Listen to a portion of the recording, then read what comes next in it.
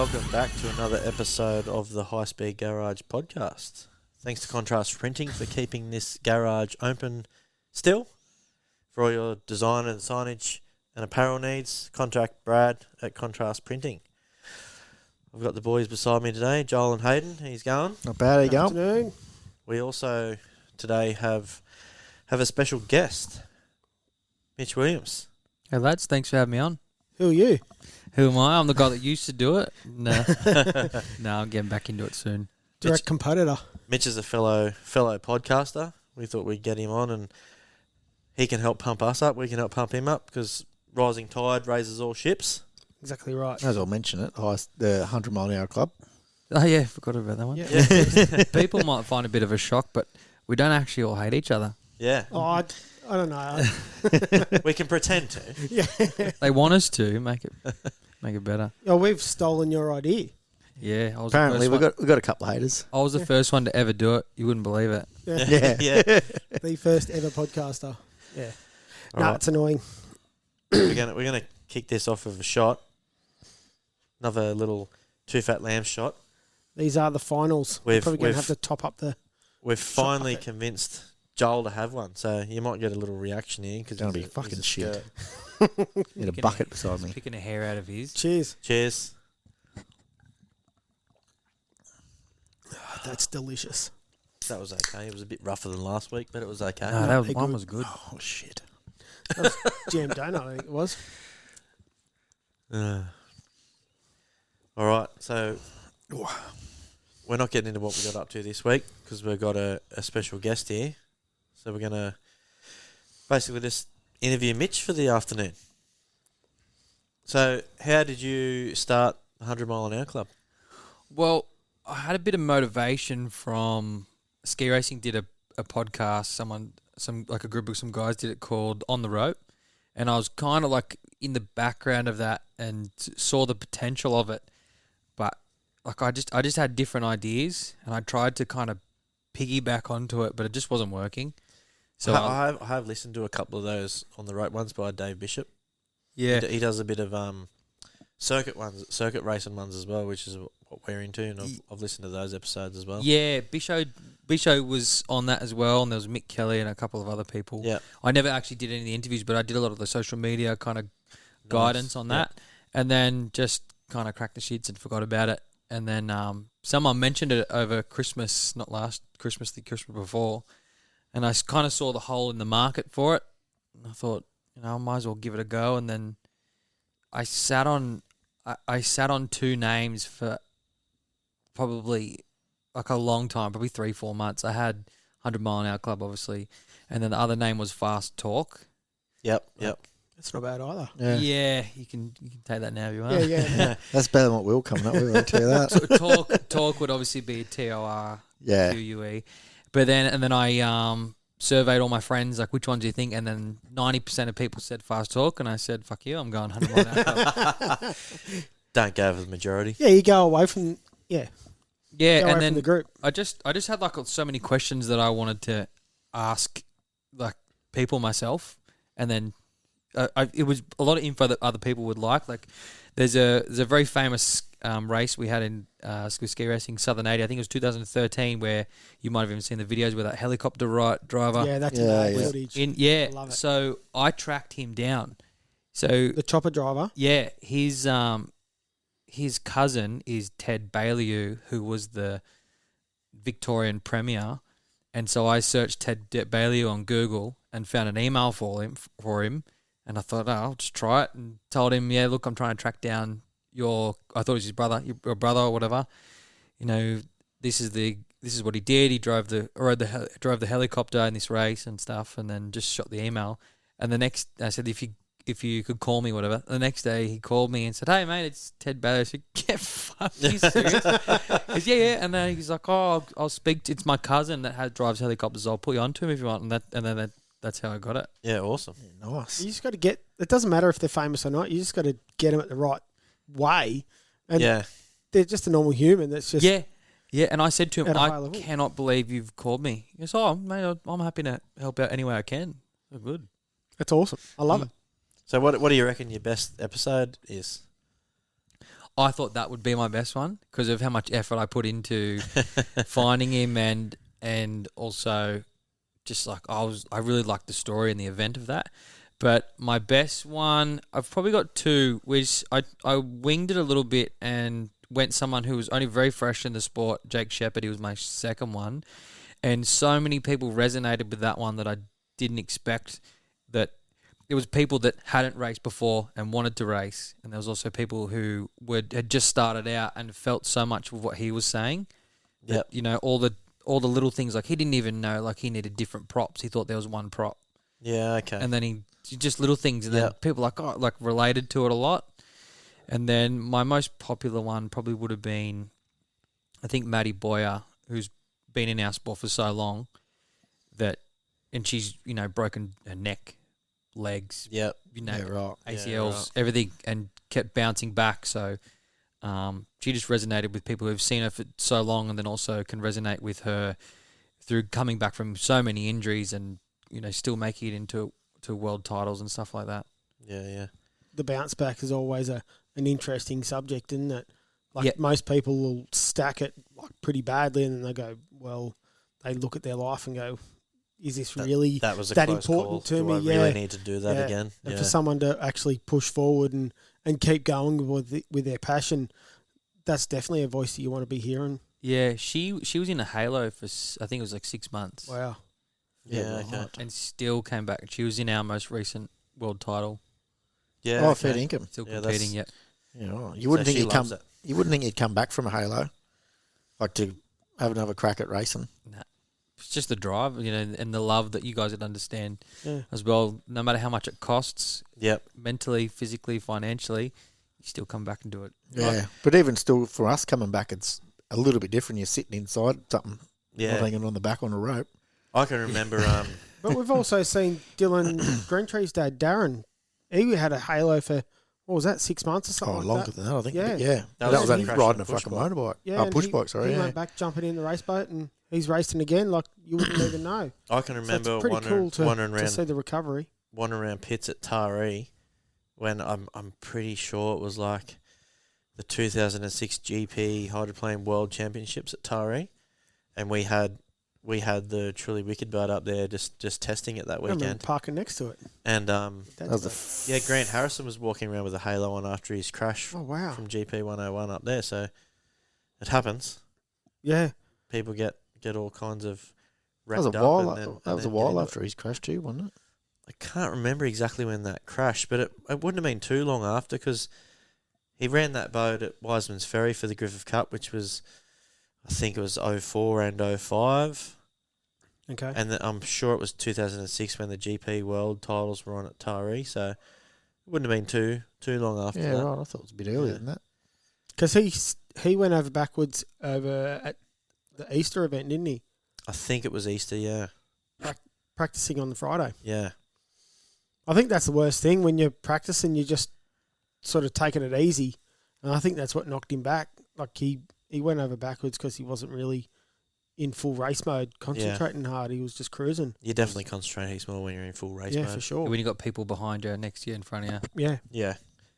It's funny because people, you know, a lot of people don't really know about our sport. And I guess yours is kind of probably similar because they're just fast boats. Not many people can relate to fast boats. But you talk to them and you tell them sort of how fast it goes. You can say, you know, you do 100 miles per hour on water. And they're like, holy shit, that's heaps fast. But when you explain it to them, like, well, it is fast, but when you got like 6 other people next to you doing exactly the same speed, it kind of feels slow. Yeah, it doesn't feel fast at all. Yeah, it's kind of like doing 110 k's down the freeway in your car with the bloke next to you doing 110 k's. It doesn't feel 110 k's, but you do 110 k's in a 60 zone and buzz past a shitload of parked cars. You think you're going quick. Same kind of concept. I remember when the boat walked on me down at Melton in February, I think it was. I just got the shits with myself going, I've made a mistake, get back in it. And then I got back on the bank and then they said, like, we were pulling 146 mile an hour. And I sort of stepped back a little bit. I'm like, hang on, I've just done 146 in the air. Yeah. with no control. That was dumb. Yeah. Like, you don't, like, because you're behind the steering wheel, you don't really see that, you don't feel that, the the amount of speed you're doing. You don't as you said, you're realise it. beside someone else. It's crazy. Even in like I've driven in races as well, ski racing. Once I have that helmet and fire suit on, I kind of feel a bit invincible. Yep. You do, eh? Yep, I can agree. I do. You've got to bring yourself back from that feeling to realise what you're doing. You can't stop yourself, but you got to realise what you're doing to make sure you're not just going to go make stupid mistakes and wait till you jump from like an open deck boat where you're out in the wind and everything else to jumping in a cockpit. Yeah, that's a fucking game changer. This is a different thing again. Yeah. I don't need to know that. No, it's really calm. Like it's quiet, man. I went from an open deck 5 litre boat that just sort of cracked 100 miles an hour to jumping in. My first sailboat was a 6 litre boat that sort of did probably, I don't know, about the 120 mark. And I thought I was still doing the same speed as the 5 litre because there's no wind and everything. You don't feel like you're going any faster. Yeah. My 2-stroke outboard that I've got, if I put a bit, if I've done 94, 95 in it. Yep. Already, and you can hear the 2-stroke ringing off its guts.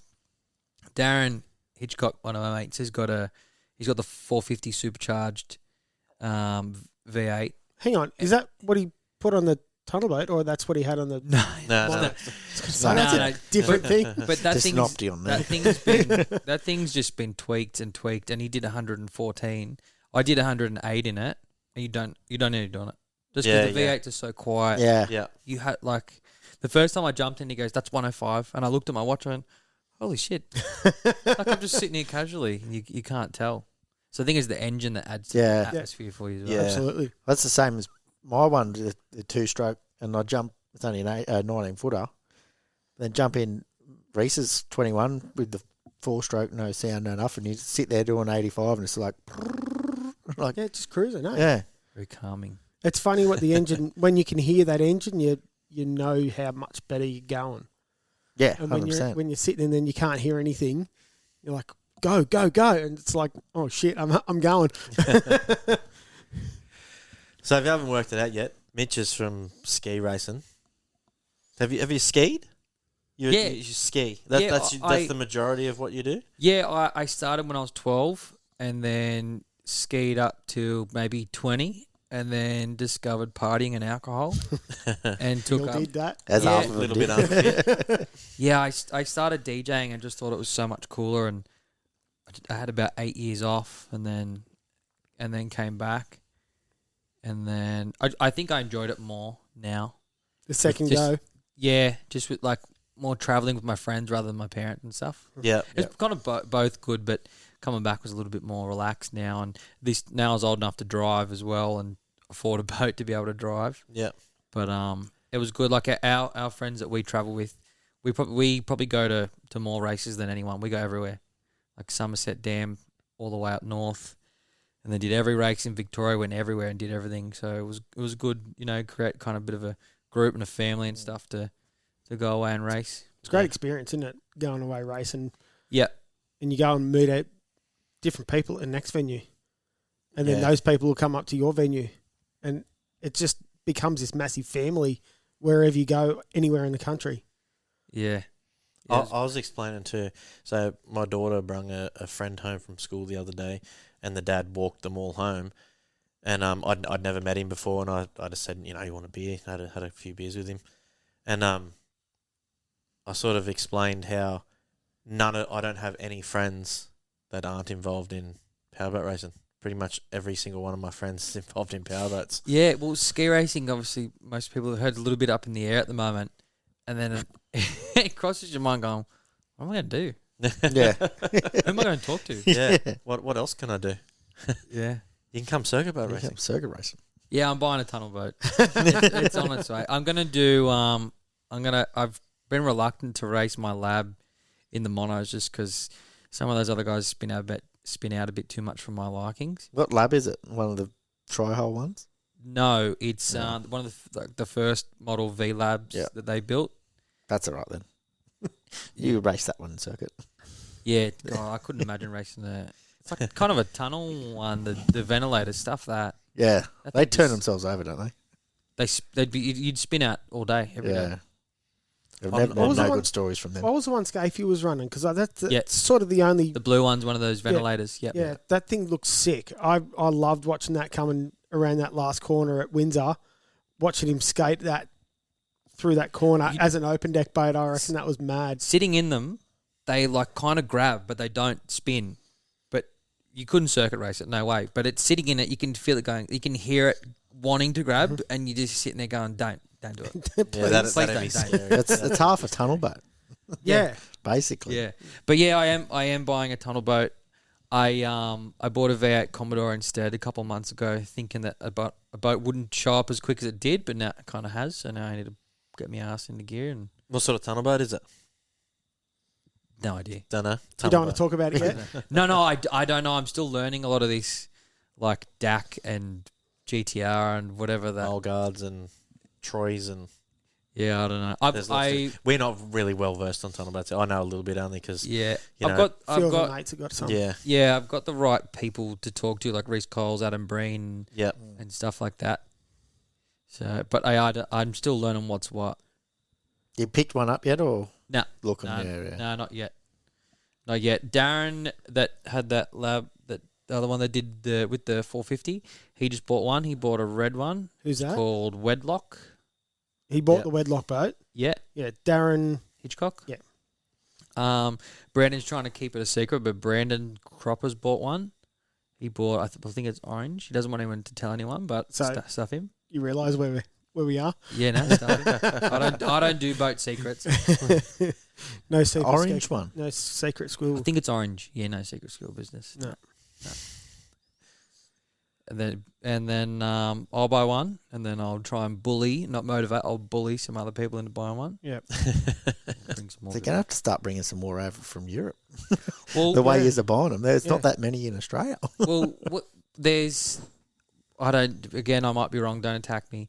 But there's a change coming where they go to the APX engines, and then the capsules have to be updated or upgraded. Yeah, you got to And then- buy certain. Yeah, and or the transoms or something like that. So there's going to be a lot of people that won't want to do that, and they'll just buy a new one. Yeah. So then there'll become a fair few available Yeah, but on top of that, Overseas was. in Australia. Overseas is already running the APXs in Europe and stuff. Oh, that's a new rule. that not in the I haven't World heard. Series, they're still running S3000. Yeah. Or are you talking about F2? F2. F2 rules might be that you got to run an APX, but there's only one of That- them over here at all. That sounds right. That's Yeah. yeah. I think that's what it Yeah. is. But there is some sort of change coming that the APXs will be compulsory, which is good That for might me. be well, I wouldn't think it'd be F2 because F2's running Opti. Dunno. I can't remember. We did go through this for a little bit, and when I was part of the national APBA, I don't quite remember the ins and outs, but It could be. F2 is Opti, I believe. But F2 used to be the SST 120. Yep. Would that be right? Yep. Yeah. So they carbureted 2 litre. changed that to the Opti. So maybe now. Well, Yeah, they That's might what be that's what the allowing F2 class is now. Opti Is plus Optis. and if you want to run like the B class is sort of the SST, I don't. they're still fast. No, overseas. I mean, it's Oh, just rightio. Opti, straight Opti. Over here, it's just the GP class. Yeah. So in this So it's country, an we don't SST, really have the F1, F2. Well, they're an there in Opti the book, and a but 2.5 litre, we Which is- generally don't run them. Yeah, I think the only engine you can't run is the S3000. which is unlimited. Yeah. Yeah. But see, what you've just said that they've got the GP class. The Tunnel Boat Series has got the GP class, which is a group of multiple different engine style and boat style. But with all the ski racing teams starting to buy the tunnel boats, I sort of think that that's going to bump up those numbers so they can actually split the series again. Possibly. But Possibly, but don't think so. some of the older stuff's probably getting really hard to get hold of these days to be making engines and things I like don't. that. There's not a lot of S3000 blocks. Yeah, I know, I but don't you can think- actually run a full F2 class and a full... Yeah, but I don't think there's even less of them blocks. I think there's going to be after a bit of not a grace period, but maybe like there'll be like a bit of a grey window because like they can't go righto July 1 all Yeah. APXs Yeah, no, and then yeah. everyone's got these APXs, all this work's been done to all these boats. Like it's just not. No, Yeah. it won't happen like Doesn't that. happen. But with everyone coming, you got to also look at how much you're going to travel. You're just going to do like club days in Sydney, or you're going to follow the AFBGP series and run their 5 meetings. And that's what you look at, whether you start with the SST or the Opti, or the 2.5 litre, I think, whatever it is. Well, I've spoke to Adam a lot about it, Adam Breen, and he said that he did the AFP GP, and you're with your kind of caliber of boats and stuff like that, and follow them around while you learn, and then obviously he's gone the S3000 route now. Yeah, and just doing unlimited stuff. Yeah, gets cut off by Chris Palmer. Yeah, but that's a whole style. Like what you're buying, you won't even compete in the S3000s to the Reese's. Yeah, if someone wants to sort of run Simon or them, what they're doing, you got to buy a European boat. You kind of need a late model boat.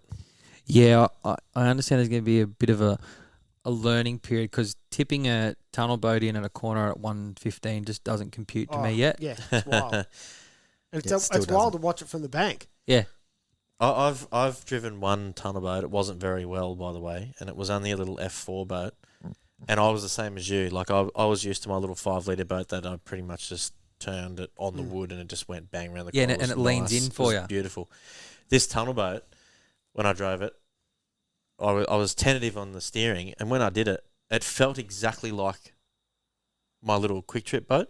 So when I go around the corner, it's like my quick trip boat sat sort of nice and flat and went round, and this F4 did the same thing. It was obviously a little bit slower, but it felt exactly the same. So then I was a bit more keener to rip it in. But those little F4 boats, because they've got no power, you can't just rip it in. You've got to kind of soft it around the corner. I never raced it either, by the way. It was just as a little run in the river when they were mucking around. And I felt the turning I liked the turning of the tunnel boat because I was kind of used to it. But I haven't driven that boat for a long time now, and I've driven a couple other shit handling log boats that aren't as good as that little one, and it kind of pisses me off. I really wanted that back. Yeah, I got a drive of Mark Staunton's the orange Formula One boat. It actually had Formula One down the side. That's the one that Ricky Howard's got now, and I would have enjoyed having more laps on it. I probably got I think I got 2 races in it down at Lake Hume, and I just didn't have the confidence of actually kicking its ass. I drove it, and I drove it flat out, but to go into a corner and keep the thing buried and just trim in and turn, that was something that I struggled to get my head around. Yeah.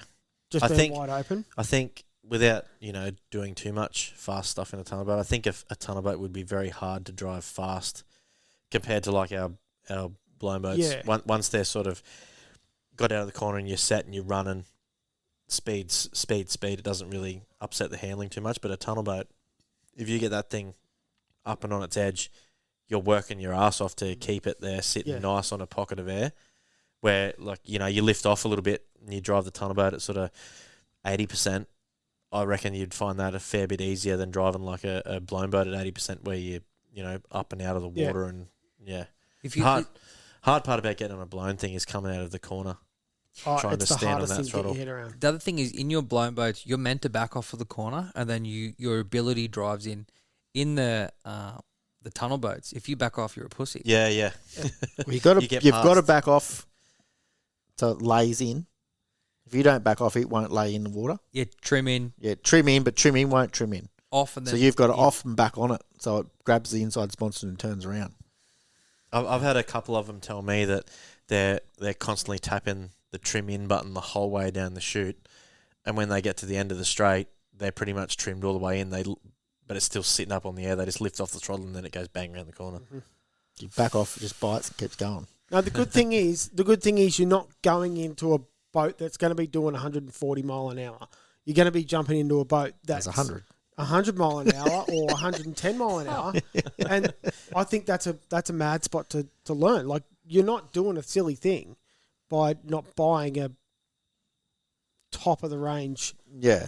When I drove the KT, Juzz's one when I had my engine in it, I was going down the straight, full left, and got to the corner and went, how do I turn? And all I did is back off and it went round.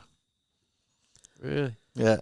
And then turned out of the corner like that, and then it went all the way down the back straight like that. And so they sit on the wind, and then you just prepare. Well, with the KTs, it's because it's got the alpha leg on them. The torque steer on it was just stupid.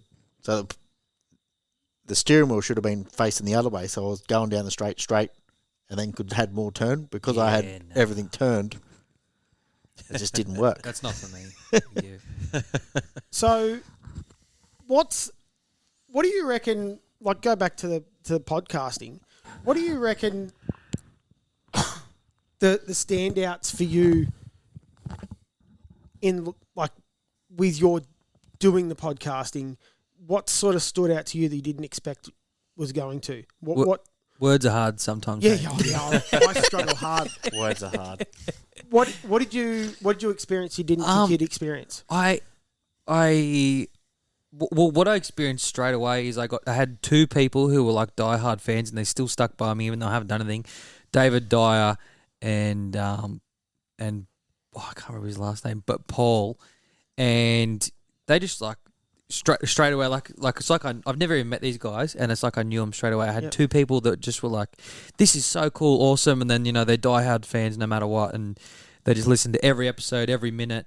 And Paul Henry, that's his name, and then it just like kind of like motivated me. And then even one of the guys sent me a message. He's like, my wife's been saying I need to listen to something better out in the shed or something like that, and I found this. Thanks, mate. Whatever. And then it makes you think like I'm giving someone likes what I'm doing. I'm actually doing something that's useful. Yeah, and it was good to kind of do that. I didn't think like I've kind of been someone who's been a bit of a smart ass throughout my life and been judged heavily. And then there's kind of like, the people that didn't really like me going like, I don't like that guy, but this is good. All right. Yeah. This is all right. You know what I mean? It was good. But I suppose I didn't think about feedback because I was never starting out to do it for credit or credibility or anything like that. I just did it like I kind of enjoy this stuff, seen a hole in the market and started doing it. And then you start to absorb some of the feedback, and then you obviously get the positive stuff, and then you get like some of the negative stuff. Yeah, you're going to get cut down. Yeah, I've never been really someone to listen to many people, but then when you start to like hear more and more, you just think, yeah, you know what I mean? And then like I was just telling you boys earlier, when we did that live show with Troy Marlin, it was like 2 days or 3 days before the Spectacular. And then I went to Spectacular and someone came up to me and said, oh, mate, I love everything you're doing. It's so awesome. Thanks. It's great. I said, oh, thanks, mate. He goes, yeah, but just the swearing is just a bit too much. And I was like, oh, yeah, right. Fucking sorry. I was like, I thought I've heard this. This is a broken record. And I said, oh, yeah, no, sorry. And he goes, yeah, and he just kept going on about it. He's like, there's swearing, mate. There's kids listening. And I thought, if only he knew what I'm thinking right now. And he kept going, and then I was like, oh, what did you think about this? And then he goes, no, I didn't watch. And I thought, oh, you fuckwit. God. One thing I've noticed with ours, like, obviously I swear a lot out on the field, talking to people, but when I hear myself back talking, I sort of hear the swearing, and I straight away think to that conversation you and me have had about people complaining about swearing, and I sort of wonder whether you've got, not whether, it's more, do you embrace that we're not swearing or we are swearing? Like, you sort of got to work out whether you're going to make sure you don't. We all swear, and I think if we even walks up past someone at the races and they're trying to do it, and you go, righto, mate, like, trim it in. It's just natural. Yeah. Like, we're Australian, we do it. But if someone... I can't not swear. Yeah. No, I fucking can't either. Yeah, I don't even know I'm doing it half the time. I get chatted by the missus and the old man and shit all the time for swearing. I think I turn around and say I didn't swear, and I have mates back me up say, no, you didn't swear. But then if someone's recorded something, you go, oh yeah, shit, I did. I think that if swearing is a big problem in your life, or you're that worried about it, you got bigger worries. Yeah, way bigger worries. It's a pretty don't listen to podcasts. Simple thing. Yeah, I think so. Yeah, a lot of podcasts have got swearing in it. Yeah, obviously, as we get more comfortable, we've sworn less, a lot less. But if you try and stop swearing, you're not going to sound genuine because you're trying to throw words in that aren't supposed to be there. And we're not very vocabulary. I'm no good at vocabulary. Not very vocabulary. I did tone it back without saying anything. I toned it back and I didn't swear on like my last 3 or 4. And then I still had comments. People were like, oh, he shouldn't be able to do just what he's talking about our sport out of school, and he needs to be monitored. And I thought, yeah, right, fuck yous, I'm back. Yeah. You can either see me make an effort, or you can see me send me. You can't win. You only what we started for is the exposure of the sport. Yeah. Yep. Because you need something that people can advertise from or to, and say, look, this is what's happening.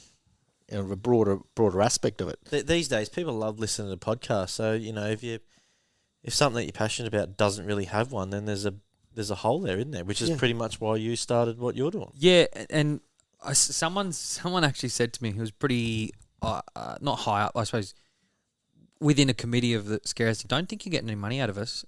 if you had if you had any idea why even when I was younger, I used to DJ and I got in trouble for not invoicing them, and they said if we get audited, we're fucked. Like, you need to have to invoice us. But I just loved it so much. I didn't care about you money. just forget. You just had the experience, and that was awesome. Yeah. I said, you're not getting the money out of us. I said, righto. Do you want an invoice? Thanks. Now, one thing I've noticed since starting this podcast is the amount of people that come up to you and say, oh, I've started listening to your podcast, that you wouldn't think actually know what a podcast is. So it's got that exposure that you don't really realise that you're getting straight out of the box. Yeah. It's pretty cool. It is a bit of a pastime, I think, for majority of people, where you're driving home or driving to work or sitting there on a Sunday doing something like you guys' High Speed Garage podcast is probably going to get played while people are bashing out their engines, trying to get shit going before a race or something like that. Yeah. It's good. I listen to pods like all day, every day. Pretty much my headphones don't leave my head. Like, I'm pretty lucky that I work in a job where I sort of work on my own. I don't have to deal with other people, so I can just throw my headphones on straight at the start and listen to it. Even when I get home. If I'm at home and I'm working on the boat or whatever, I just throw my headphones on. I don't even bother turning the shed speakers on. I just throw the headphones on, just keep listening away. That many times I've shit myself because the missus has come home and I haven't realised it's that late, and she's just tapped me on the shoulder, or a mate's come around. I'm like, holy shit, where'd you come from? Do you know what something? I'm glad we're talking about this, because something that I realised is, like, when so many people said to me, like, oh, you should get this person on, and then to them they're only one person saying it, but then you kind of go, oh, and then I did end up getting Darren Spencer on, who's he did probably the most successful mock engine in our sport, and then other people say, oh, you should do this, and then it starts playing on you and you start to generate ideas from that. Yeah. So if the people who said stop swearing, just shut the fuck up and come up with a better idea, and gave us other ideas, it's Yeah. Instead of telling you what not to do, tell you something you can do. Give you ideas. more valuable. Yeah. We do listen. That's right. Yeah, 100%. If you're not listening to people giving you constructive criticism, you're an idiot. Yeah, that's right. And what I loved seeing, because if the 100 Mile an Hour Club got shut down tomorrow, I couldn't give a shit. I don't care. I'm not obsessed with it. Yeah, you're not fully invested. When when Bisho brought back up the hose down, which is Dave Bishop's podcast, I had so many. Did you see what he did? He's doing his podcast again. I was like, yeah, okay, cool. Yeah. He's copying you. No, he had it before me.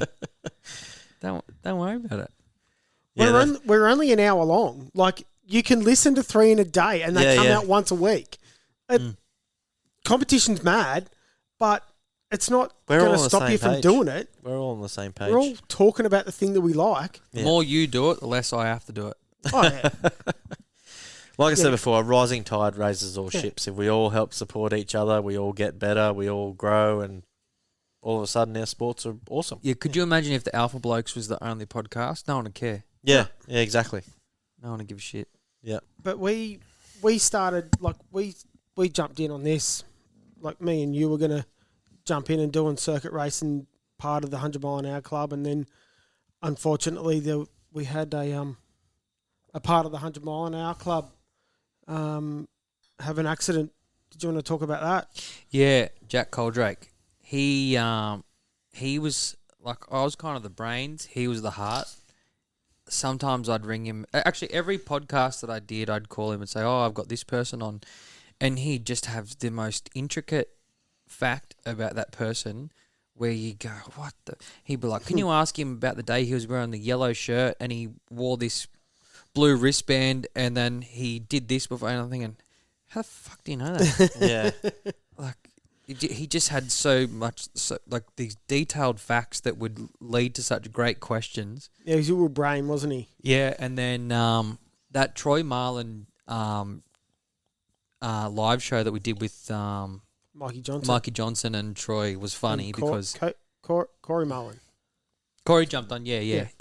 Jack kept calling him Cody before the thing. I was just about to call him Cody. I'm like, no, it's not Cody, it's Corey. So Jack rang me on Monday. Mitwee, I said, yeah, bro, what's up? He's like, we have to do a live show with Troy Marlin. He's coming. We'll do it Thursday. Everyone's going to be in town. And I thought, oh, God. It was the sickest idea. It was hard. But see, idea. I have to do the intro. I have to do all the stuff in the background. I thought, mate, piss off, eh? And he kept going, and then he three-way called me with Mikey Johnson. Mikey's like, yep, I'll call Troy. Righto. So then Mikey called Troy. Troy said, yep, and I realised I was like, okay, this is a big deal. It's cool. happening. And then rang Jack after. I was like, hey, I don't know enough. You know them. You know stuff. You know engines. Like, the success or the failure of this relies on you. Just do your bit. And I said, I need you to have questions to me by Wednesday night or Wednesday midday or something like that. He said, yep, no worries. And I said, Jack, I'm serious, because he's want someone to like go, yeah, we'll be right. And I'm like, Jack, I said, Jack, no, I'm being serious. Like, you fuck me over here. And he's like, yep. And then Wednesday I went to work. Wednesday night I'm calling him, nothing. Calling him, and I'm like, I know your screen calling, answer my. And he messaged me. He's like, I'm just doing the questions. Did you want me to send you what I got, or would you prefer to just have a more perfected, finished result? I said, yeah, send me what you got. He goes, oh, I didn't do it. but I'm doing it tomorrow morning. And I was like, but he was just so knowledgeable. And if you go back and watch the Troy Marlin show, he towards the end, it went for about half an hour longer than I wanted it to. If you look, I'm holding the neck of my shirt and going, shut up, stop. Like, we're an hour and 15 in, shut up. And I'm trying to cut him out, and he nods at me, and then asks Troy Marlin about how he developed his own boat. And I'm going, Jack, and I'm going, shut the fuck up, you shush. Like, but I couldn't stop listening. Like, I listened to the whole thing, and you'd have to turn it off and do something. You'd have to get back to it. And you wanted to get back to it. Like, it was a really good chat. You're not a true supporter. I listened to the whole thing from start to finish. I didn't watch it, though. I didn't have time to watch it, but I listened to the thing from start to finish. Yeah. It was definitely good. And then the question, the funny thing is the questions that Jack wrote, we zoomed through them in 25 minutes. And I looked at him, and because we had highlighters, and I looked at him and I went, fuck. Yeah. What do you do now? And he goes, oh my fuck. But he just his knowledge around so much. And Troy Marlin was his idol too. Yeah. So it was big for him. But it's cool that you've got that down.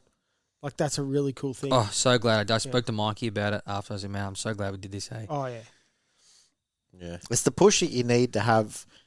Someone goes, yes, we'll do this, and then you're like, oh, I don't think so. But then you go, oh, hang on, we make it work, and then you make it work. Same as this. Yeah, you just get it We've done. talked about doing it for ages, and we're right, make a day, and we're doing it. Yeah, and shout out to Coldy, Jack's dad, Dave Coldy, because he gave us the venue, like the upstairs of their factory.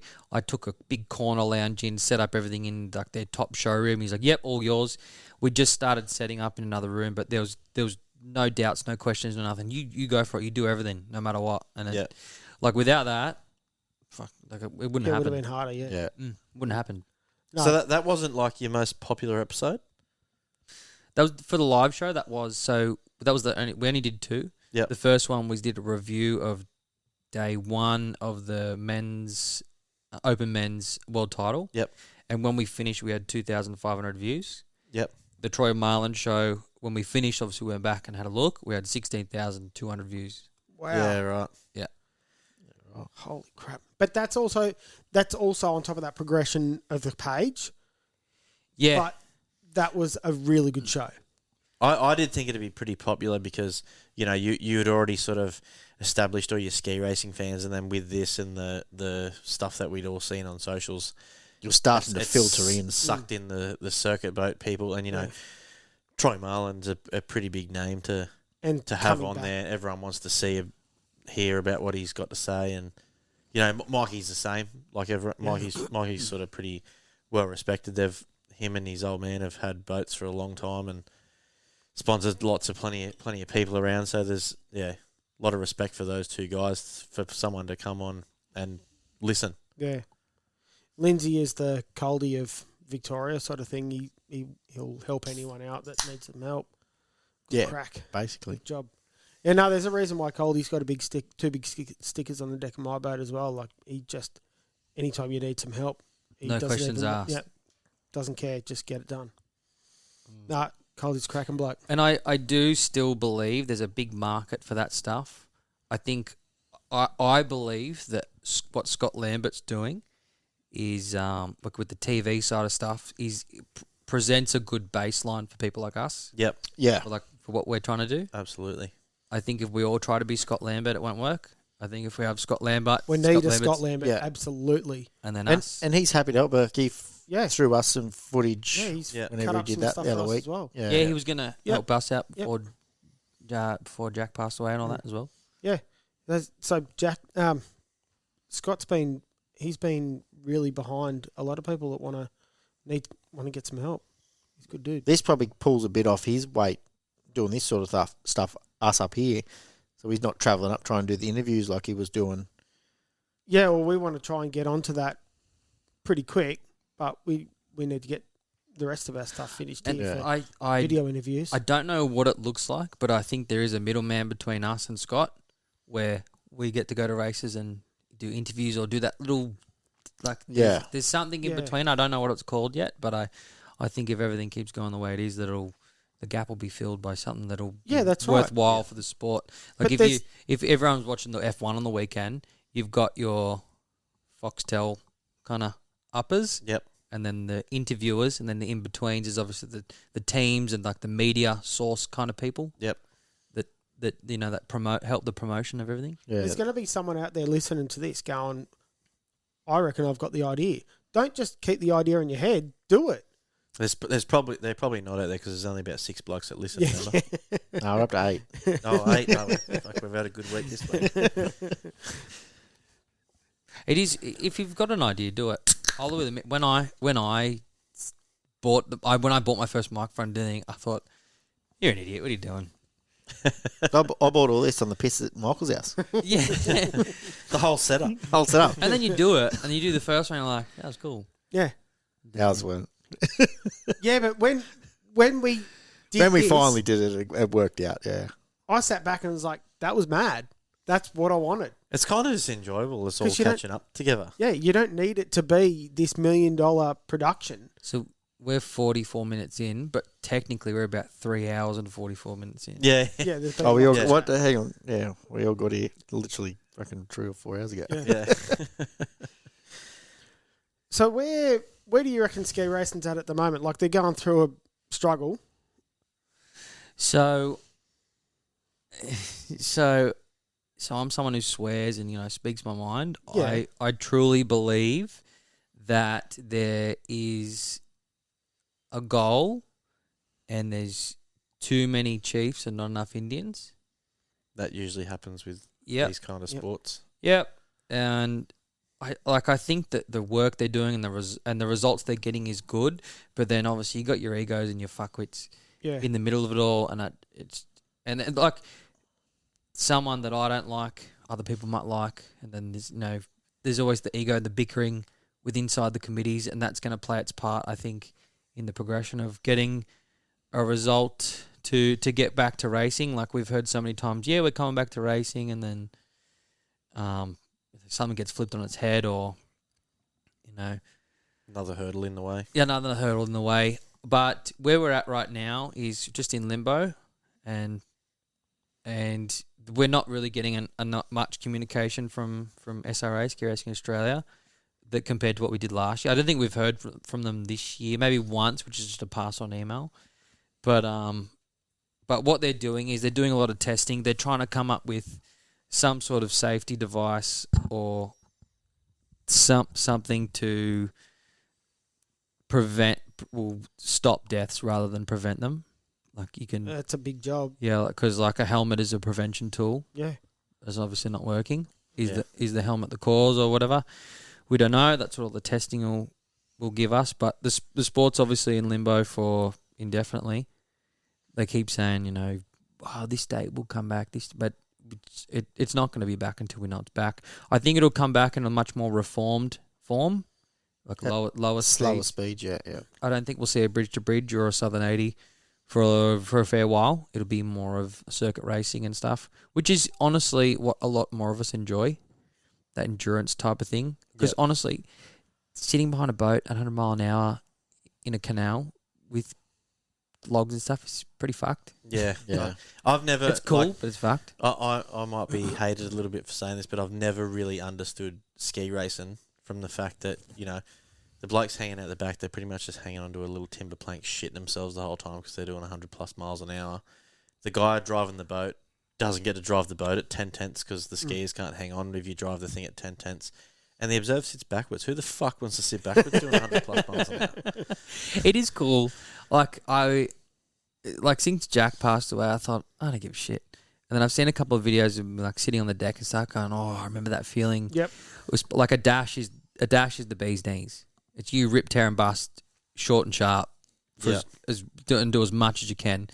And like you said, the driver doesn't get to drive 10 tenths, but at the same time, it's a bit of a different skill to be able to drive I do understand without that, bidding someone. And I suppose that adds that like less element of boredom. Because there is some outboard boats where they're ringed off their guts doing 70 and the driver just sitting there going, why do I do this? Yeah. Shit.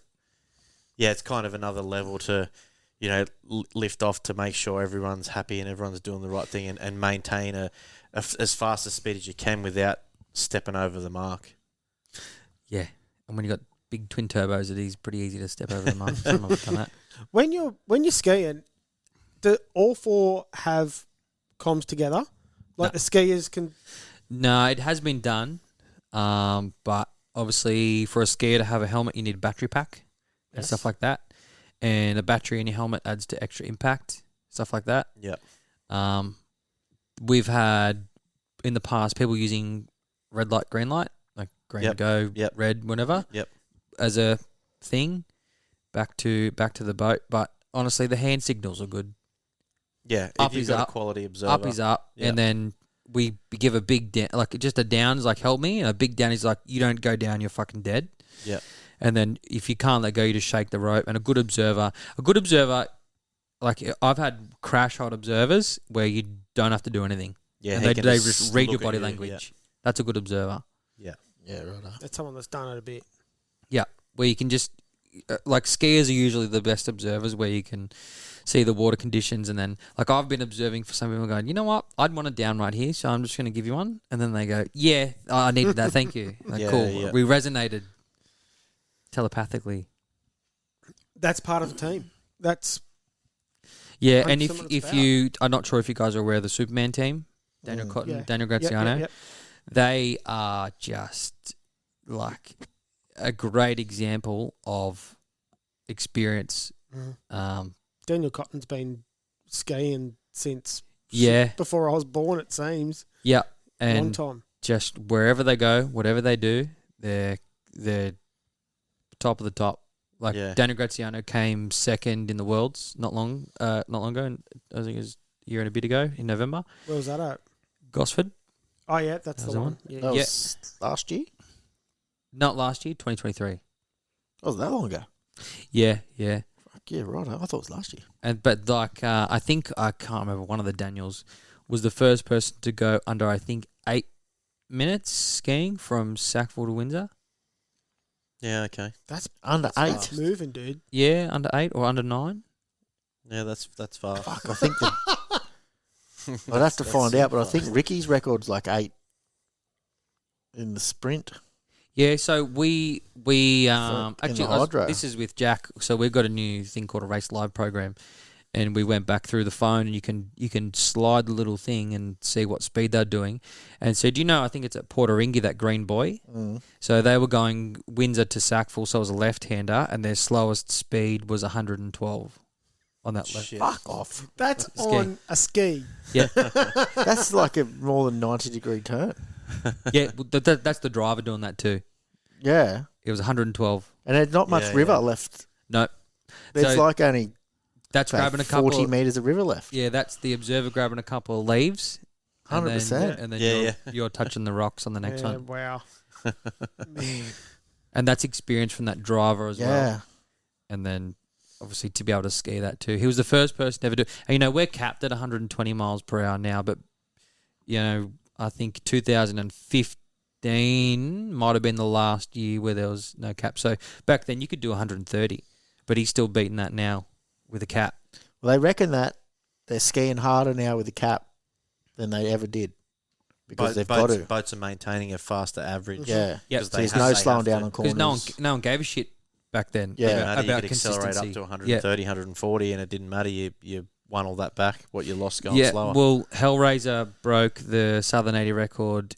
They were the first person to go. It broke the record and first people to go under the half hour at Southern 80. I think it was like 29:52 or something like that. And I remember being there. And I was like, "Fuck, geez, that is never going to get broken." And then I was there for when Ian Tricker broke it and did 29:22. Yeah, I heard that was pretty. And That was pretty big news when that happened. Yeah, I remember I was so drunk sitting there looking at the screen. It said 29:22, and I had to blink a couple of times to make sure I wasn't pissed. And I was like, Jesus. And you know, it's funny. We stayed at the same hotel as Ian Tricker that weekend, and he had a box of flags. And we went down Wednesday. Thursday morning, he went out and got his box of flags and put flags on trees for whatever they meant. You know, turn heel Yep. for whatever they meant. And people were laughing and going, "What are you doing? Yeah. Fucking loser." And then he smoked the record. Yeah, so, yeah. The box of flags was the key. So he knew what he was doing. Yeah. Yeah. I heard he goes down there for like a week beforehand. Yeah, he was there another week. Yep. He actually spun out on the Tuesday. He spun out, went backwards up the bank, snapped his leg or did something to the leg of his boat. There was one left in Australia. Got it put on and then still went out and broke the record. Clearly Yeah, got right. the connections too. Yeah. As the workshop. Yeah. Mm. Yeah. I've heard the Southern 80 is one of those tracks where the older V-drive boats can still compete pretty well with the leg boats. Is that right? Yep, definitely. The Syndicate, Danny Cropper, Kevin Vartrick were a great element of that. Is that just I know the Syndicate boat pretty well. I know Gary Rudd pretty well. yeah, and that's why they're always so competitive down there. They just turn. Where the leg, I think there's so much G-force that it kind of draws a bit of power out of the engines. Yep. But the V drives just don't have that. Yep. They just power through it. Yeah. Okay. I actually have skied behind a V drive down there when we were out the wash, and you can tell the difference. They don't back off. They just Yeah, go on. okay. So they might lack a little bit of power down the straight, but then they make it up in the corners. Yeah, okay. And then I guess there's plenty of corners at the Southern 80. 126. Yeah, right. In 80. Yeah. Yeah. It's more a creek than a river, eh? Yeah, the start of the race is pretty wide, and then there's a corner called Dead Man's Bend, which is no shit, Dead Man's Bend. It is a 180-degree turn, Yeah, rightio. and in recent years, I don't know if it's like council bullshit or something, but they put some buoys in on the left where, like, if you're at speed, you're not hitting mud. But they put the buoys in, so you couldn't go as wide as you'd usually want to. So then it made it even sharper. Yep. But it is a wild river, and the fact that down there there's that many trees that fall down the water, they don't remove them. Yeah. Yeah. They leave 'em. There's a good video of Alex Hanley hitting a tree in that bullet, hits it, bang, turns left, straight up, and he's in the sticks Yeah. Yeah, up in yeah. the trees. That's the one that it's right up in the bush. Top Gun, yep, Yeah. Alex Hanley. Far out.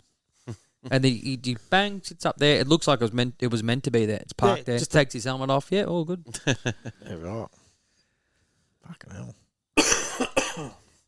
I've hit trees skiing up the Bulladila River when you're not meant to ski, and that's only at 30 mile an hour, and it's like, oh, fucking hell. Yeah. Not to mention let 100 alone 100 and something mile an hour. Like, add 100 mile an hour onto what you were doing. Yeah. That's what they're doing.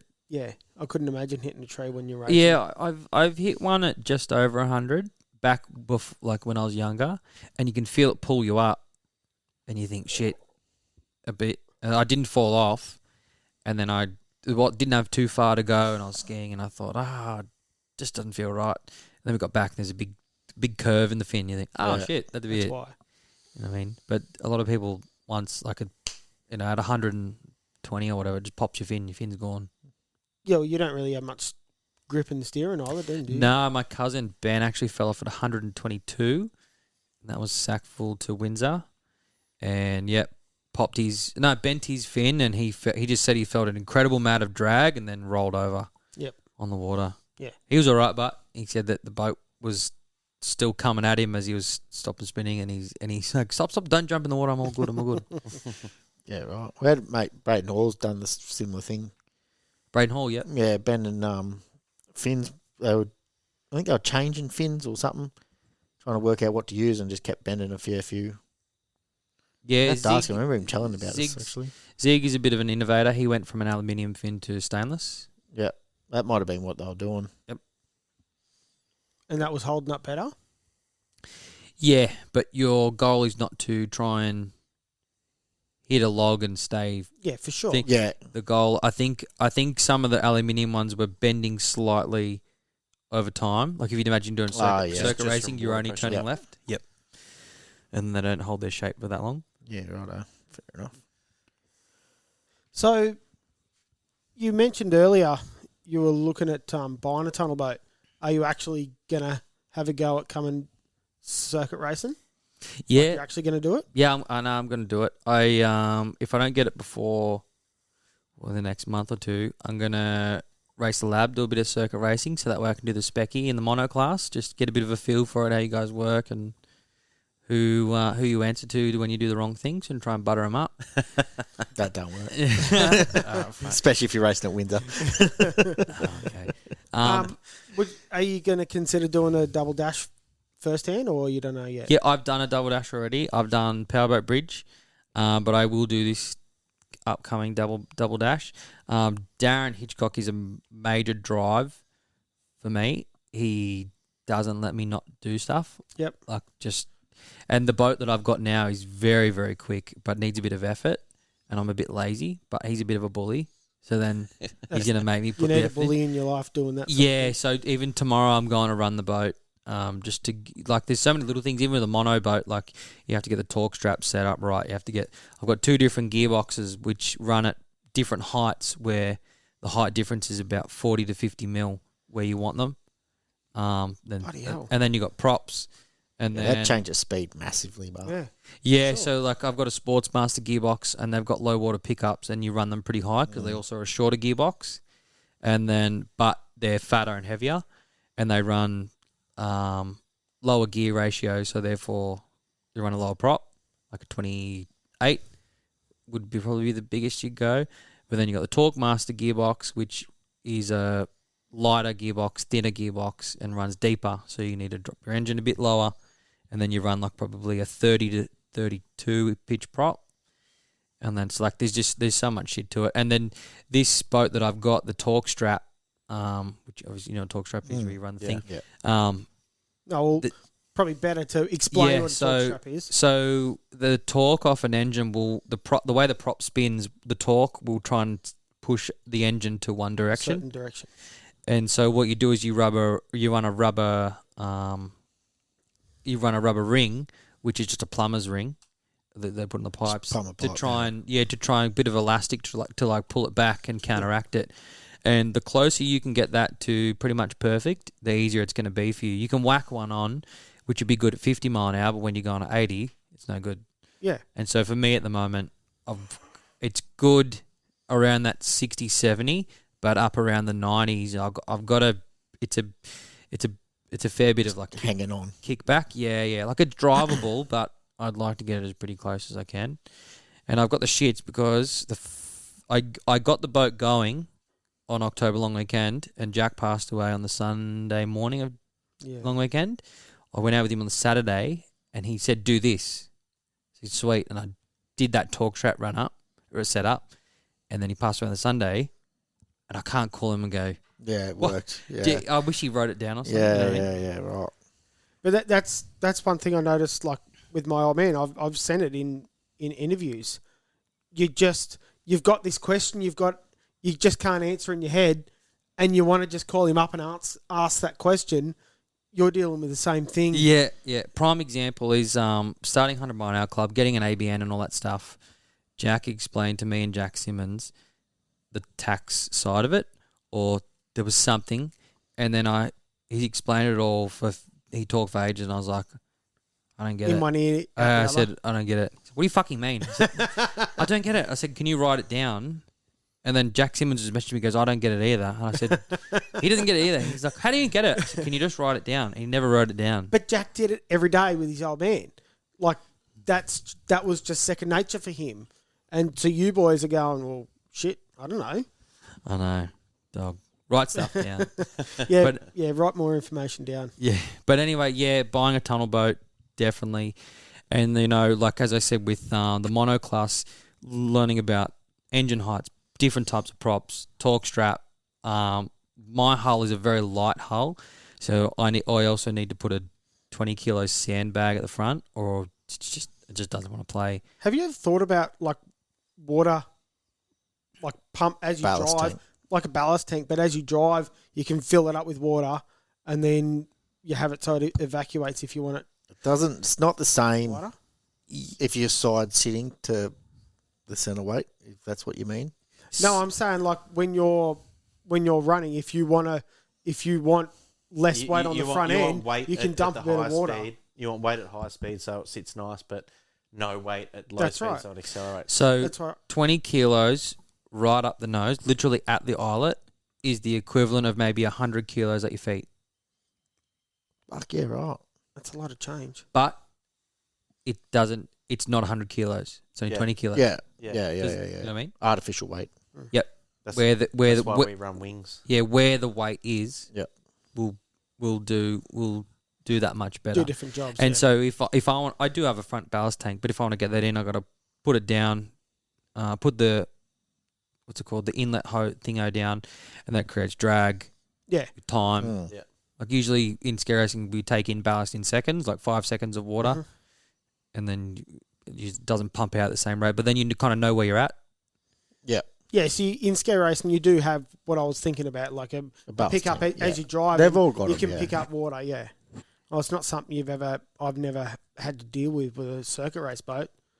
Like it's But you won't in completely the tunnel. You different won't either. situation. You're just going to chuck lead in that sort of corner and that sort of corner.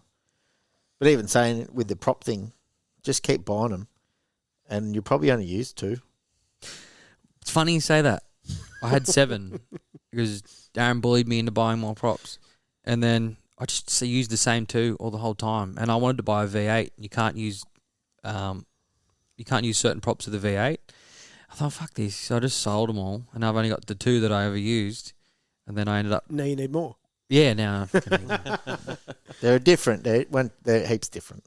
So with your mono, you don't have a jacking plate, you don't have like a hydraulic jacking plate so you can lift it up and down, no, like a tunnel boat's got. no manual It's all manual. So jack- you can lift it. So when you were talking about different length gearboxes, I would have thought, like if you're trying to get those different heights, wouldn't you just use a jacking plate? You can buy one.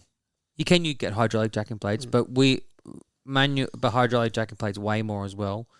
So I've got a manual one, and the thing is, so obviously engine all the way up, less drag, more speed, but you have to turn them. The prop turns to the right, so therefore when you're turning left, it won't hold the boat out of the water. That's when you blow out. Yeah. So if your engine's too high, you can't turn left. The engine will not have, the prop won't have enough grab, and the engine will, the boat will drop, and you'll have Barneys. You don't have good control. Oh, I've got a video somewhere of me actually doing that. Yes, you can only change the height of your engine when you're stopped. Yeah. Yep. But you just got to find that happy medium. It's all about learning. It's a setup. There's so learning. much Go and involved do in race setup. days. You'll learn. Change something. Go and learn some more. Change some more. Go learn some more. That's where club days Yeah. can be important. Like they are important. 100% they're important. You should do fucking 12 months, 2 years. As far as I'm concerned, to do a club day before you learn. Yeah. But even in saying that, like we were saying with props, that I crew for Reese all the time, and he's got a wall full of them in the transporter, and we only pull out one. I borrowed some off that wall and put under an inboard. Yeah, Darren actually had, I think, something like 22 props at one time or something like that.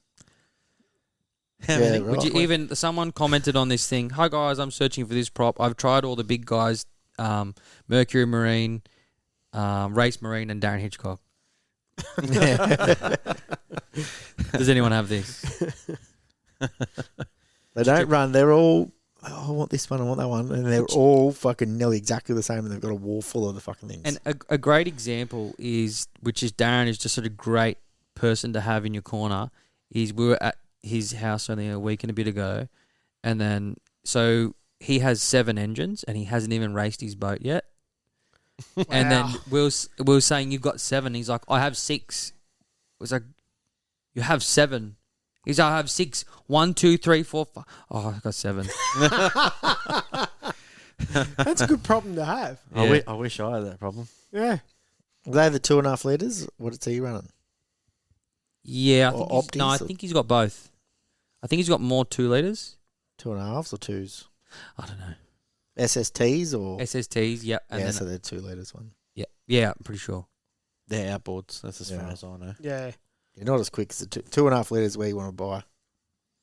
2.5. Yeah, no, I know. I've heard. Just don't buy a tunnel boat. Just buy a log boat. They're heaps funner. And you're heaps cooler. Yeah.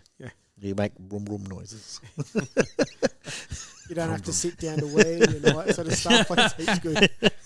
Yeah, Joel only cruised for an outboard and he still sits down to piss. I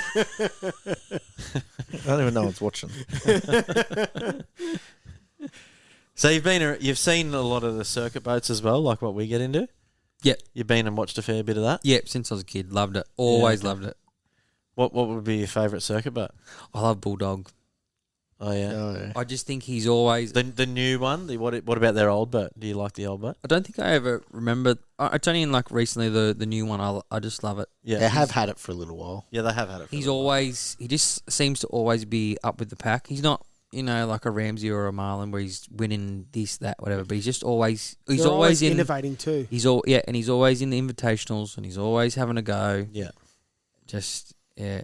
They've had a lot of bad luck lately. I love... I 2 years. just... Yeah, I love that boat. It's nice and simple, but I can't go past Odin, Constables. That's mental. And I've known Rob and that for a while too. And I love what they bring, that they bring their own innovation where, they got the big setup and stuff like that and the turbo engine, gone left field and doing all that. It's cool to see. Yeah, like the Barrow boat come in and then the Odin boat come in. We didn't see turbo boats for ages. Like, we saw Pasala running around a fair bit and Bruce Sanders with the Red Bellies boat before, like, at the same sort of time as well. Truly Wicked kicking everyone's Truly ass. Truly Wicked was out, but there was this big gap where there was all blowers. And then all of a sudden we got the Explicit boat come in and then we had the Constables boat come in. The Constables come in like a freight train. Like, they've got brand spanking new Child's Play no one had seen with a friggin' ski race and twin turbo big block in it with a bloody prime mover towing it. Like, it was just this humongous deal just turn up. And how to club days. do you think that was received, like from Well, because we all already know them, you know that they've got that bigger budget, so you sort of, it's not that surprising when it turns up like that. No one cares about the budget. But Yeah, you good. turn. It's how you come across as a person. Yeah, that's what I was going to say. You go and have a chat to any of the boys, mate. They're your mate already. Like, they don't care who you are. Yeah, good. You go up and have a chat to them, and they're awesome. When they first come over to boat racing, before they got the Yankee boat, me and Michael were doing the cell tests down here at Oasis. wasn't it? Oasis, I think it was. Yeah. And Ne- they never- were never met the never guys met them, before. and they were chatted to us like we were normal people. took every bit of information we could give them, Yeah, This is how you do it. Everything about the whole lot. and they just went, "Yep, okay, no worries. This is what we'll do." Did it, righto. What else do we want to do? Next one, righto. Let's go. And then ever since then, we can walk up to them and chat to them, and they can come to us and chat to us. They seem to overcome a lot as well. I think Windsor might be their kryptonite. They have had some fair few dramas. Yeah. They've taken trophies gremlins. everywhere else in the country but Windsor. Yeah, I think it was the Spectacular. I was hanging around, just seeing what they're doing for a bit, and they could not get this electrical issue sorted, and ended up being a pin in a plug that had been bent over. Yeah. Something like that. That's incredible, isn't it? It's so easy. Doesn't take much in those kind of things. That's why my old man hates electronics with a passion. Yeah, I love it. I love it. And so anything that I put on my boat with wires, I've got to make 110% sure that it works, because even if that's not the problem, the old man's into me. It's the wiring, you fuck something up, or you did this. It's all the electronic stuff. My stuff's fine. It's painful. It's painful. Has anyone looked at how much Joel looks like Ryan too? Oh, yeah. Yeah. Yeah. I'd never seen it before, but Nah. yeah. No, I can see it now. I'm never going to see it differently. Long observation. I might have to go for a drive. Yeah. Now, when we first started going racing with the orange boat, it was the same sort of time as Pete turned up with the Yankee boat. And end of the club day, there was still another race to go. I was out of fuel. I walked over to the boys. Rob just goes, "Yeah, mate, here you go. Take it. Go race." He's just a good egg. Yeah. Forever. I'd only met, before they'd sort of come boat racing, I hadn't met any of them. I'd met Rob when there was one of the floods here happened, and I happened to have my boat upside down in the Dargle farm shed. And anyway, the water was flooding. I was prepared to just leave the boat there. There was nothing, I was just going to tie it to the poles and just let it sit there. It was going to be all good. And Rob come down, and Wayne Smith said, "Throw that boat on the back of your truck." So he backed his crane truck in there and lifted me boat out of the shed, and we put it up on the truck and took it up the hill. That's the first time I'd ever met him. And still, you're flat out trying to get shit out of the shed. You don't really get to talk to people, get to know anybody in that sort of situation.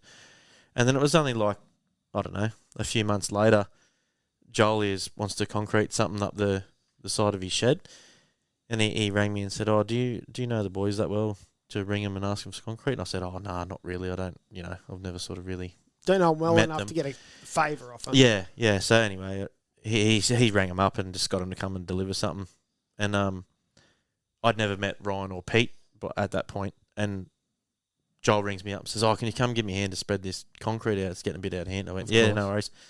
So I rode my bike around here and got out, and Rob's driving the truck. And he goes, "Oh, if I knew it was for you blokes, you could have just rang me and said, I could have got you some leftover from a job or something to do this little bit." And I was like, Dropping a message. "Mate, I didn't think I knew you that well to ask for that kind of favour, but next time I will." Thanks, man. Why don't you pull it up now and we'll get him to come around? I do need a couple of metres pulled out the back. They did look after me when I built my shed after that, so thank you. But yeah, favourite boats, definitely Bulldog and Odin. Like Odin because they're local too, and what they bring. And you got the connection with the ski racing. Yeah, the ski racing thing, I like that, the crossover.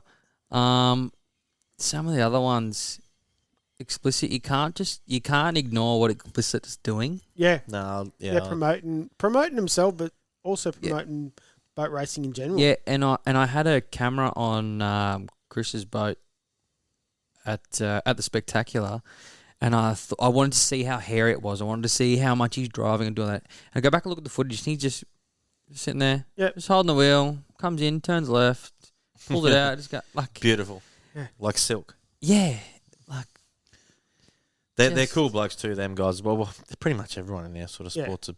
There's not too many people you'd go, "Oh yeah, I'd steer away from that bloke." I don't think I'd say that about anybody, to be honest with you. No. Yeah, because it was the first time I'd ever met. I think you introduced me to him, Hayden, to Tony and Chris about putting cameras on their boats. Not a problem, nothing. Yeah, like let us look in the boat, told us about the boat, exchange details. They're pretty proud of what they've done. Yeah, so they should be. Yeah, absolutely. Yeah, and you know the funniest thing is, if you saw Chris at a bakery on a Sunday morning, you think, oh, this lovely man's just here to get his Sunday bread. There used to be another guy that would race. I think he was an accountant, Greg Lewis. Oh, was he? If you seen him in the street, he'd be the least likely person you'd think they would race a really fast powerboat and win lots of trophies. Yeah, one of the best 6-litre drivers the country's seen. Winning Australian championships and everything else. You would not pick that at all.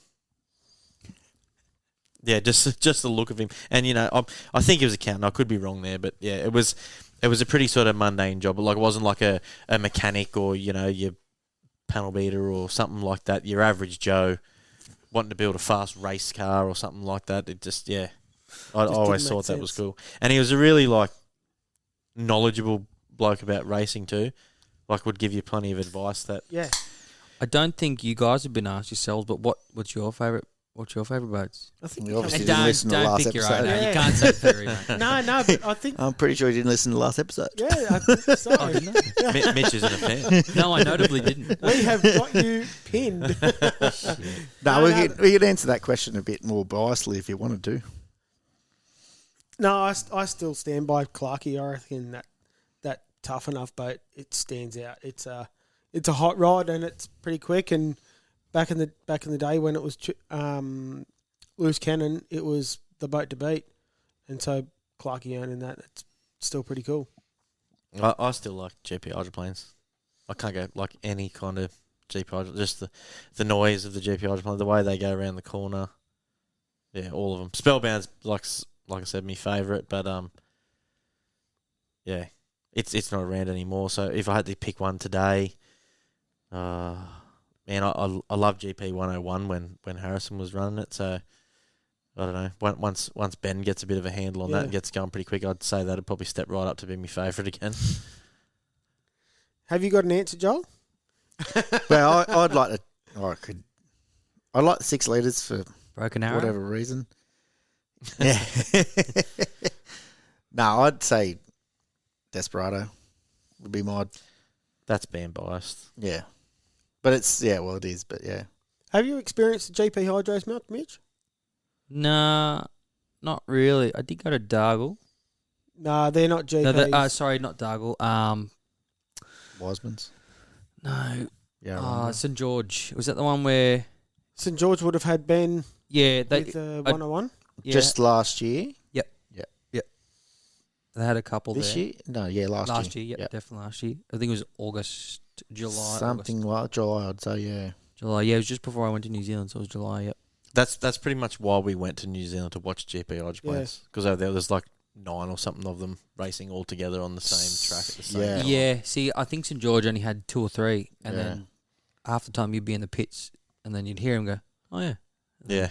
So if you want to go back to New Zealand again, go to Carapiro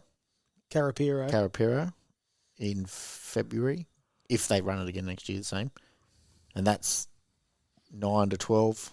Yeah, if you went to any of the Lucas Oil Hydro Thunder series rounds, you'd see a number of GP hydroplanes, and it's cool as to watch them go around there. Although their tracks are a little wider, like on the corners, than what we have here. So proper lake track. Yeah, I think the most the most enjoyable GP hydro race I've ever had was at Taree, because you only get 1 or 2 on the course at the same time. Yeah, but it's a small course, and you get the GP hydro running up through the corner, taking it wide, nearly clipping the wharf near the ramp. Yeah, the flag where, and just you can feel a blown engine in a displacement boat, but for some reason with those hydros, it just goes through your body so much stronger. It's a bit closer to a drag race meeting, top fuel sort of thing. You can feel it. It's incredible experience. Yeah, I don't know. I don't know what it is about the hydroplanes, but I just fucking love them. Yeah. They're fast. They go around the corner fast. They're massive rooster tail. There's nothing in Australia that comes close to what you witness in New Zealand. to what they're doing now with the Lucas Oils. I don't think the Americans... Apart if you went over there, but I mean, close enough to get. I don't know if what the Americans have got are as good as what the Kiwis have got at the moment. Yeah, they're the same. They would it's be. a bigger series Same in and bigger. America. Yeah, there's 24 of them, I think. Wow. Yeah, maybe I'd have to look. I've seen them post up the other day. Yeah, it's pretty fun. What about your ski racing boats, Mitch? What are your favourite ones there? Ooh. I loved Blazing. Yeah, that was cool. You know what? I was actually the last person to fall off behind that one before it burnt to the ground.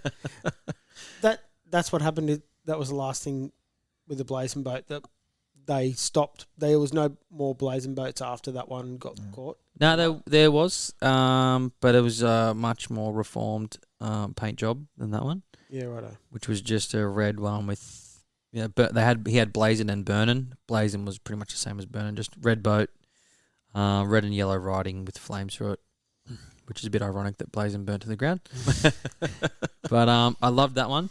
Before that, there was a boat, which I think was a Connolly called Noiseworks. I loved the look of it. It was just it was a bit different, simple. Purple, kind of reflective, with a bit of a green thing and then white on the front. Pretty elaborate paint jobs on the ski racing boats. They all paint or they wrap them? They used to be paint, and then wraps are much more common now. It's hard to find a painted boat. It's a shitload easier to wrap them. Mm-hmm. Yeah, fuck yeah. There was a company called Art in Motion, AIM. I think he took over the airbrushing type of thing, which was a bit of a wave through ski racing, and then obviously the vinyl wrapping stuff. I've seen Contrast Printing do a fair few. Yeah. A fair few have gone through his workshop. Yeah, he's done a fair few. The wraps just so much easier. Yeah, cheaper. Yeah, you could probably get a lot more elaborate job for the same sort of price, couldn't you? Just a little bit more time and quarter of the price. Yeah, but like you either get a stocker wrap or you get a really flash wrap. It doesn't really change pricing that much, would it? Not really. No. Where you do a white boat or a really elaborate paint job, it's going to be massive. If you was showing the things like putting him a show, trying to win a trophy or something like that, the wrap would not compare to paint at all. But in a photo, no one would tell the difference. No one would tell the difference. Some of the boats I actually couldn't even tell they were wraps. I thought they were paint for a while, and then if you look under the back, you can see the white where it's just where the bare hull's actually white. Yeah. Because a lot of them get the vinyl wrap and then get the PPF over the top. Yep. Yeah, if I wasn't a spray painter, I'd 100% wrap my boats. Yeah. It's just heaps easier. Like I can have the boat at home, working on the boat, send a photo to a digital guy, he puts it on his computer, does shitloads of designs, keeps sending them back to me. I'd send them back, say change this, he does that, sends it back. And we both give it the go ahead. Then all of a sudden he prints it off. He says, "Right, I bring it round on fucking Tuesday." Slaps it on, it's job done. I drop it off Tuesday morning. I pick it up Tuesday arvo, and it's finished. Where if you dropped it round to me to paint something like kind of half extravagant, and the thing's in my workshop for 6 months. Yeah, 6 months. Because it's such a big job, you can't just drop everything because you've got to. Well, that as well, but jobs on already. The amount of different colours you do, you got to wait for them all to dry before you can mask them to do the next sort of coloured stripe and all that. Like it's all drying time and all that sort of stuff. Starting from the bottom up and which colour's got to go down first and all the other bullshit. Yeah. Yeah, there's a lot of preparation in how you're actually going to do it, not actually physically working on it, just putting in your brain which colour's got to go first, which colour's next. Because you put a dark colour down first, and then you try to put a light colour over the top of it. It doesn't cover.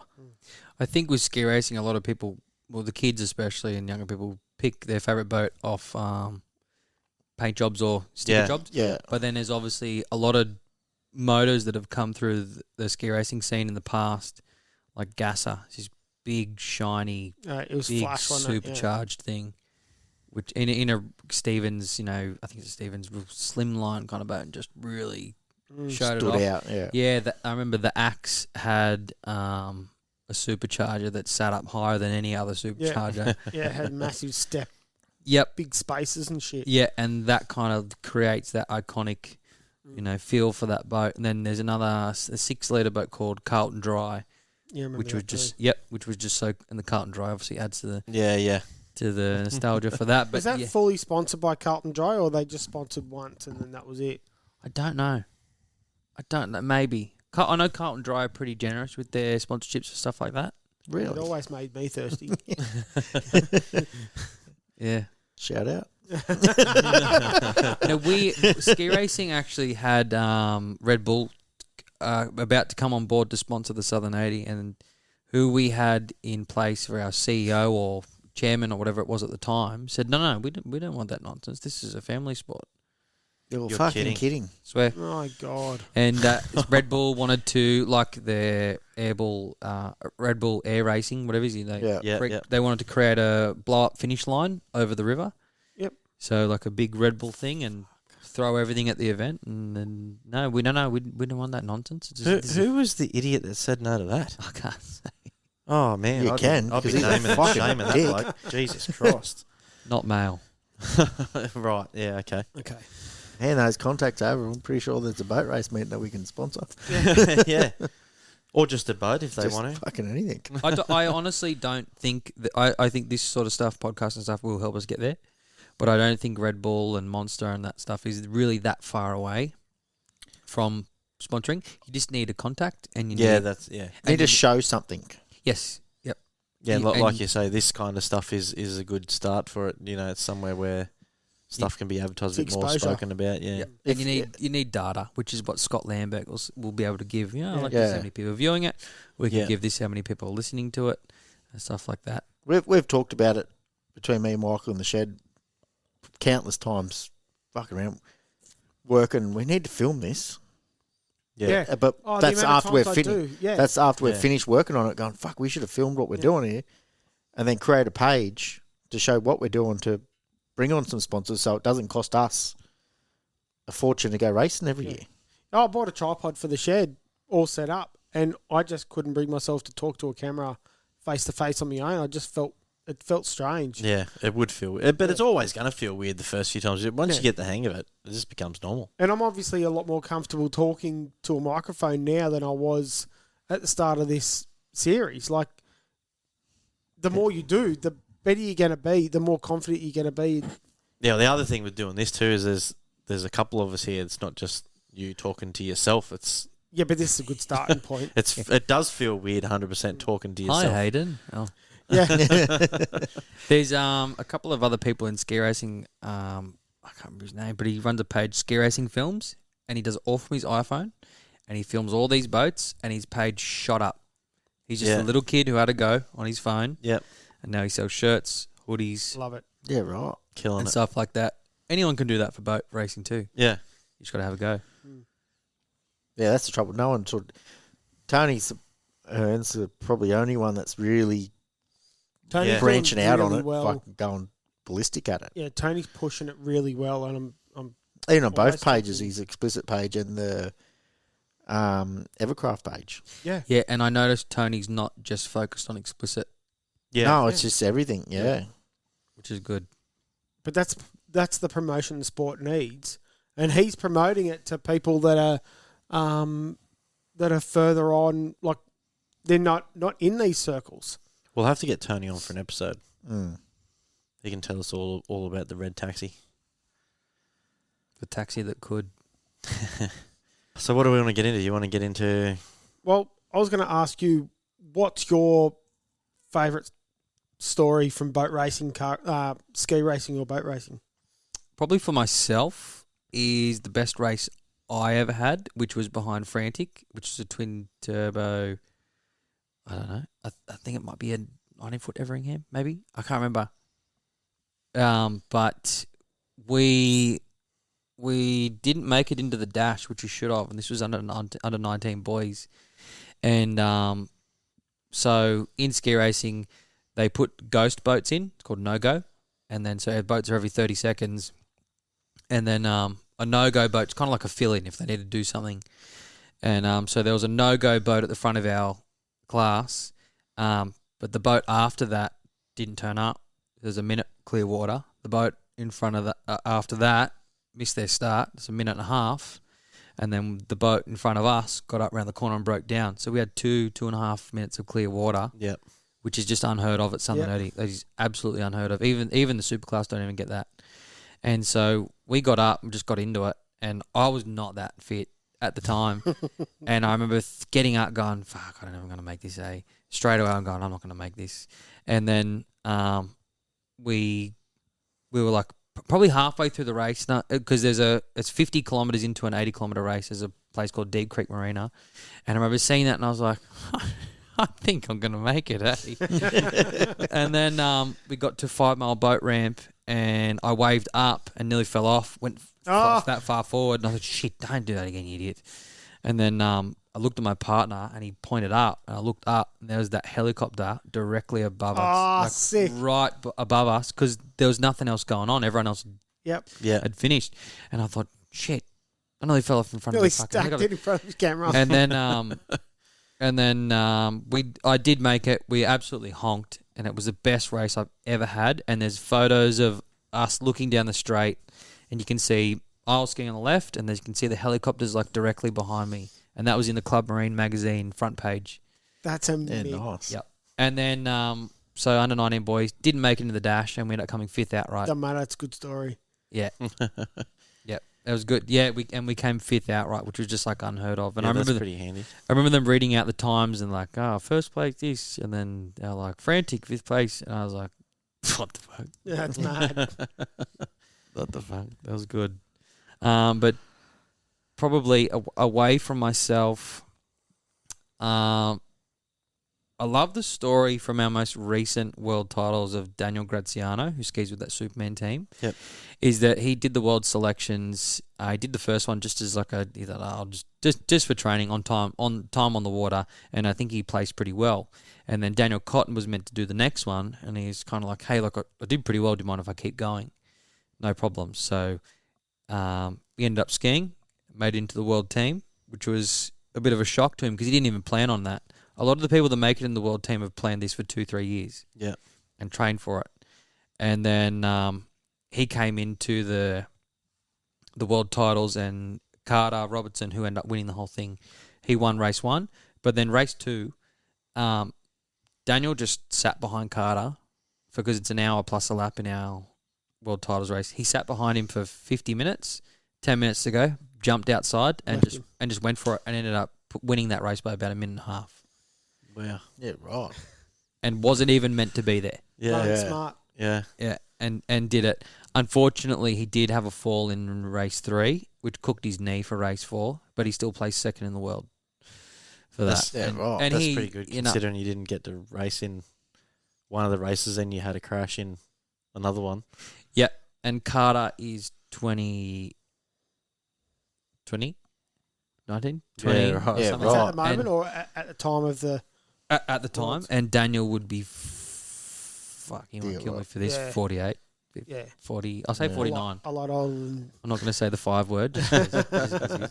But yeah, you know, veteran versus youngster, and it was just like pretty iconic to see that Carter race 1, race 1, and then Daniel played the game and won race 2, Yeah. beating Carter. Yeah. All right, we're going a bit long here, so we'll wrap it up. Before we do, I've got a couple of guest questions that we're probably going to start to ask every guest that comes on. They're just plain old questions, nothing too serious about anything, but Happy We'll to be s- the guinea pig. we'll see how we go. Which way do you mow your lawn? Do you mow it in a square, or do you mow it in up and down? Square. Backyard has to be done in 2 squares. Front yard's in 1 big square. So you don't do the up and down and none of that crosshatch shit like... No, because I'd rather turn 90 degrees than 180. You waste more time doing 180. So that's going to struggle when you start circuit racing. Yeah, I do the 180. I always struggle. Grow with up. that. Yeah, Yeah, I'm a struggle with the square person. boxing it up. All right, question 2. What flavoured milk's your favourite? Chocolate? Right, so you're not a psychopath and like banana. No way. Or vanilla. Or any other flavour. I don't mind a vanilla every now and then, but isn't vanilla just like plain milk. Nah, it's bad. Nah, it does have a flavour, but only weird cunts like fucking banana. Eh? Do you know anyone that drinks banana milk? That's the yellow Nesquik. Oh, that's disgusting. Yeah, no. It's not good for you. All right, question 3. When you go to the toilet, whereabouts do you piss in the bowl? In the quiet zone. Oh, you're a quiet person like Hayden. I'm front left. Don't want to upset anybody. I'm front left. Yeah, right. Keep it quiet. In the bowl if I'm fighting with the missus. Straight In the water, yeah. and push as hard as you can. Yeah. I don't know why, but I do laps. I start at the back, aim at the back wall, and then go No, tell you round what, the back wall. And then round the back wall again. I'm delegated by where the stain is. I'm cleaning that bowl. Oh yeah. Well, we all do that. That's part of the job. We all do that. I'm just assuming there's no stains. Number 4, are you a beer or spirits person? I'm beer. Beer? Yeah. Don't like spirits at all? No, beer. I go beer then spirits. If I get to spirits, it's a big night. It's good. Yeah, night. okay. Yeah. Yeah. It's a good night. I'm when probably you known make as the the beer spirits. guy within our group. Darren's a very vodka. If I start on vodka, I'm fucked. And these things here, the hard rateds, man, Awesome. dangerous. They are awesome. They are dangerous. The only time I've ever woken up at 11 a.m. still pissed as a newt is on them things. I tried beer and I just can't do it. I tried heaps. I tried for ages because all my mates drink beer, and you feel like a weirdo when you go to the pub and you're in a shout and everyone's buying a beer and then you've got a Jack Daniels. Well, when you grow up, what'll happen is your taste buds will mature and then you'll start to enjoy it. I'm glad I'm not grown up yet. I'm happy to be young. Number 5. Do you speed or do you obey all the traffic rules? Are you a good boy? I am I'm nearly on my 5th page of fines on on my driving record. Holy shit!